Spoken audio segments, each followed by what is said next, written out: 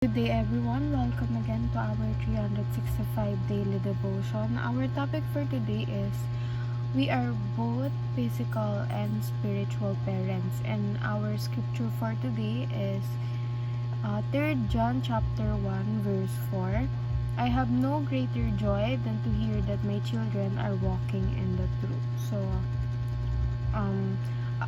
sinasabi dito sa verse na to na wala nang mas masaya pa or mas nakakalugod sa puso kundi ang malaman or marinig na yung mga anak mo is lumalakad sa katotohanan or ayon sa turo ng Panginoon. So our first teaching is our greatest influence occurs during our children's formative years. So kung yung mga parents po, yung mga greatest influence sila, nangyayari yan sa mga times na lumalaki ang mga bata. So, for example, nakasanayan ng mga bata na ang pamilya nila ay malapit sa Diyos. So, malaki yung magiging impluwensya nito sa kanila na may chance na mapalapit din sila sa Panginoon. Second, our greatest legacy is our love for God. So, ang greatest legacy natin or yung thing na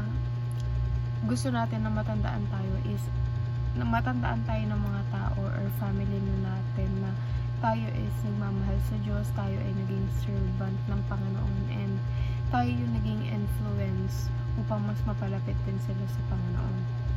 Third, our greatest joy is to know that they walk with God. So, eto, para to kasi sa mga parents, kasi lubos na ikalulugod ng mga parents natin kapag nalaman nila na yung mga anak nila is malapit sa Panginoon, may takot sa Diyos, at namumuhay ng ayon sa kalooban ng Panginoon.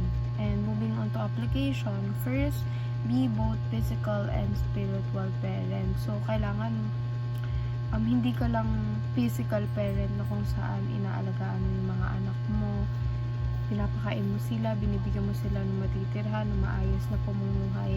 It's not just that. So, you need to be spiritual parent also. You are responsible na ilapit sila sa Panginoon upang mas magkaroon sila ng magandang relationship sa Panginoon, kasi you have the influence para i-guide sila sa kung saan man sila dapat direction pumunta. Second, be both a lover of God and a lover of people. So, ang pagmamahal sa Diyos ay pagmamahal sa kapwa. Kasi, you can say na you love God, but you hate other people, diba? Kasi, yung love natin sa Panginoon dapat unconditional yan eh. Even if meron ka mga problema, dapat pinapakita mo pa rin na mahal mo yung Panginoon. Or even if other people, diba, kagaya ni Christ, kahit grabe yung pinagdaanan niya, hindi siya nagtanim ng sama ng loob, hindi siya nagalit sa mga taong gumawa sa kanya ng masama, because he knows na they don't know what they're doing. So we need to be like that, kasi nga tayo mga Christians, we need to be Christ-like. So we need to be a lover of God. Mahalin natin ang Panginoon habang minamahal natin yung mga taong nakapaligid sa atin, lalong-lalo yung mga kaaway natin. And last but not the least, be both a discipler and a disciple. So, tayo is, yung learning kasi ng tao is hindi yan natatapos. Hanggat nabubuhay tayo, there are lessons that we need to learn.